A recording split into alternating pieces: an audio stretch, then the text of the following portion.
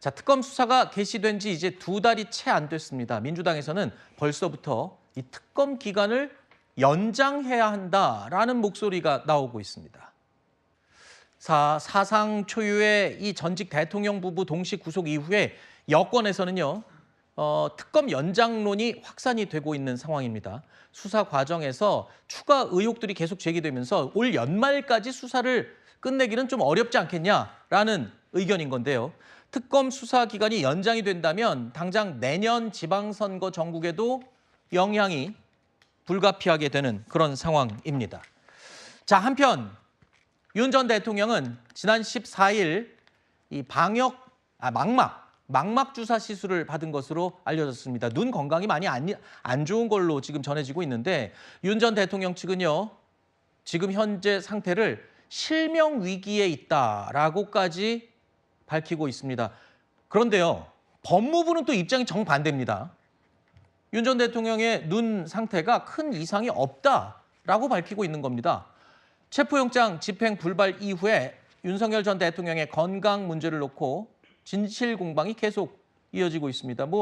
아니 아프다는데 자꾸 안 아프다고 그러는 거는 또 어떻게 되는 겁니까? 일단 우리가 사실만 한번 추려서 추정을 좀 해보지요. 그러니까 지금 안과 질환이 있다 없다라는 것으로만 판단하면 분명히 있는 건 맞는 것 같습니다. 네. 왜냐하면 14일 날 시술을 받았다라고 지금 법무부에서도 확인해 줬거든요. 네. 그럼 시술을 받았다는 건 수술은 아니지만 시술이라도 받았다는 건 안과에 질환이 있다라는 건 우리가 알 수 있는 것이고, 또 두 번째는 뭐냐면은 14일 날 시술을 받았다는 건 법무부 내지는 특검이 상당히 이런 어떤 질환과 관련돼서 협조적이다라고 네.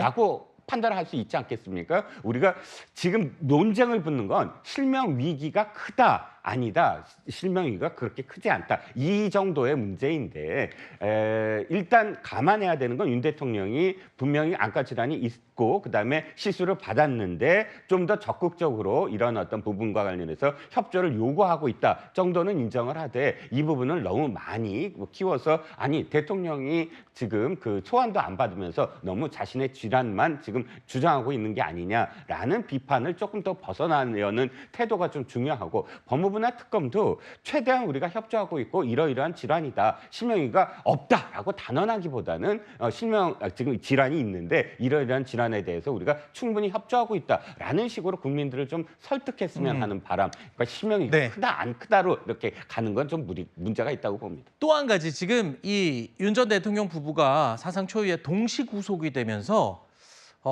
많은 분들이 이런 부분도 걱정을 하더라고요. 원래 11마리의 개를 키우고 있었거든요. 네네.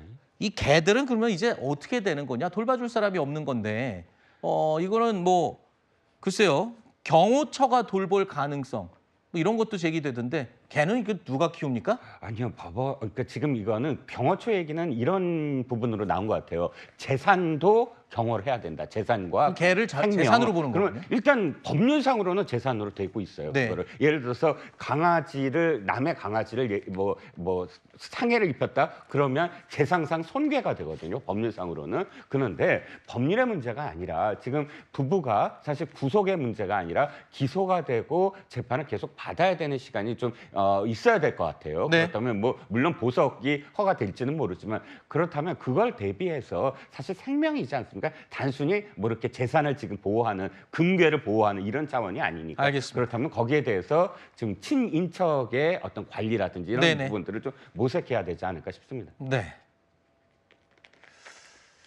자, 개를 누가 키울지까지 짚어봤습니다.